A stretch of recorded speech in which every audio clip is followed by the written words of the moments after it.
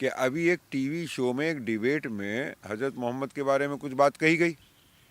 अब उसके विषय में अगर सरकार उसी वक्त आईपीसी की धाराओं के तहत कार्रवाई करती, भारत के कानून के तहत कार्रवाई करती और पार्टी से उस औरत को, उस व्यक्ति को वो निष्कासित कर देती, तो ये सब मामला नहीं फैलता। लेकिन जब ये अंतर्राष्ट्रीय समुदाय तक बात चली गई, जब भारत के राजदूतों को विभिन्न देशों में बुलाकर उनसे सवाल पूछे जाने लगे, उनसे विरोध दर्ज होने लगा, तब उसको, उन लोगों को वहाँ से पार्टी से निष्कासित कर दिया गया। लेकिन पुलिस की कार्रवाई होने में फिर भी वक्त लगा, एफआईआर दर्ज होने में फिर भी वक्त लगा। अगर आज भी आप 2-3 कार्रवाई ऐसी कर दें तो इन सबको एक अकल मिलेगी। जैसे कि कंगना राणावत ने अपना ट्वीट कर दिया, अशोक पंडित ने अपना ट्वीट कर दिया। इन ट्वीट करने वालों ने कतर के ऊपर, एक देश के ऊपर जिस तरीके के आरोप लगाए और नमक हराम तक कहा, तो ये इनको अधिकार प्राप्त नहीं है कि ये भारत के किसी देश के साथ संबंध जो है इतने सेंसिटिव मुद्दे के ऊपर बिगाड़ें। दूसरी चीज़, इस वक्त कमिश्नर ऑफ पुलिस, इतनी लेट कार्रवाई की वजह क्या है? कमिश्नर ऑफ पुलिस एक बहुत सीरियस पोस्ट है और उसकी बहुत बड़ी जिम्मेवारी थी, लेकिन अगर वो इतनी लेट कार्रवाई कर रहा है तो मैं आज डिमांड सरकार से इस बात की करता हूँ, गृह मंत्रालय से इस बात की करता हूँ कि कमिश्नर ऑफ पुलिस इतनी सीनियर पोस्ट पे बने रहने के काबिल नहीं है और उसने अपना गोल्डन पीरियड निकाल लिया सर्विसेज में, अब उसे निलंबित कर देना चाहिए उसकी इस लापरवाही के लिए। सर, आप कार्रवाई की बात कर रहे हैं।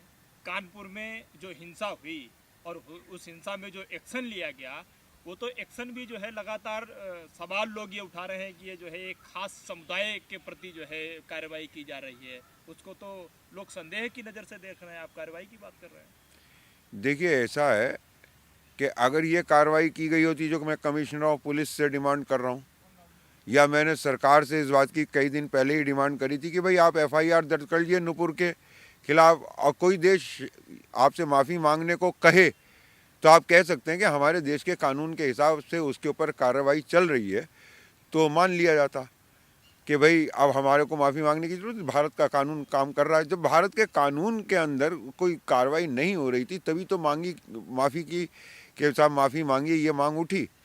अब रह गया कानपुर वाला मामला, तो न्याय होना ही नहीं चाहिए, न्याय होता हुआ भी दिखना चाहिए। और इस मामले में मैं ये कहूँगा कि पुलिस के ऊपर जो ये शक है, तो मैं तो अदालतों से जुड़ा रहा हूँ और मैंने इन तरीके की कार्रवाइयों को बहुत करीब से देखा, बहुत सारे केसेस इस तरीके से सामने आए हैं। तो मेरा अपना ये मानना है कि पुलिस सिस्टम फेल हो रहा है, उस पर लोगों का भरोसा कम हो रहा है। लेकिन अभी खबर ये आ रही है कि दिल्ली पुलिस ने जो है एफआईआर करनी शुरू कर दी है। उसमें ओवैसी का भी नाम है, नुपुर शर्मा का भी नाम है, शादाब चौहान, यतीन नरसिम्हानंद, और इनके ऊपर धाराएं भी उन्होंने 153, 295, 505 जो है, ये धाराएं भी इन्होंने इसके ऊपर लगाई हैं जो धार्मिक भावनाओं को आहत करती हैं, सामाजिक ताने बाने को ख़राब करती हैं, लोगों को उकसाती हैं। और एक तरीके से ऐसा लग रहा है कि ये बैलेंस करने की कोशिश की जा रही है। कितने दिन पहले हुआ था ये घटना घटी थी? उस दिन से आज तक दिल्ली पुलिस क्या कर रही थी? दिल्ली पुलिस के पास विधि के जानकार नहीं है क्या? इतनी सीनियर पोस्ट पे है, आईपीएस ऑफिसर है, कमिश्नर ऑफ पुलिस, उसको कानून की जानकारी नहीं है क्या? वो स्पष्टीकरण दे दे, मात्र इतना कर दे, वो स्पष्टीकरण दे दे कि इस लेट कार्रवाई की वजह क्या है, तो भी आपको पता चल जाएगा। वो व्यक्ति जिसके नेतृत्व में यहाँ की पूरी पुलिस है, वो व्यक्ति अब उस पोस्ट पे बने रहने लायक नहीं है। भारत की इंटरनेशनल स्टैंडर्ड पे, इंटरनेशनल लेवल पे बेइज्जती हो रही है।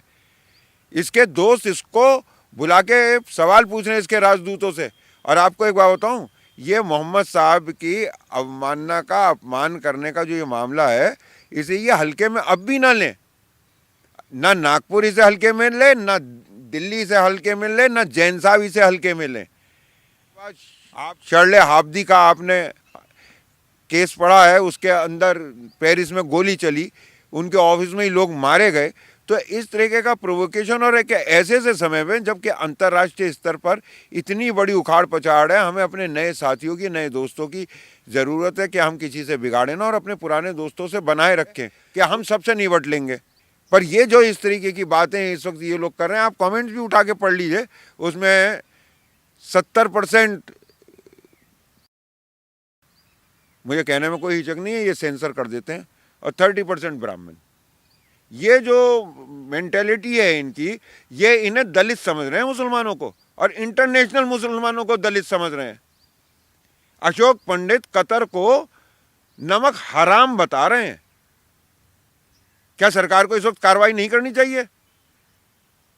और कोई कम्युनिटी नहीं बोल रही हिंदुस्तान में इस लैंग्वेज को, सिर्फ 2 कम्युनिटीज इस वक्त हिंदुस्तान में ऐसी हैं जो इस बात को बढ़ावा दे रही हैं और सोशल मीडिया के ऊपर इस तरीके की बातें कर रही हैं।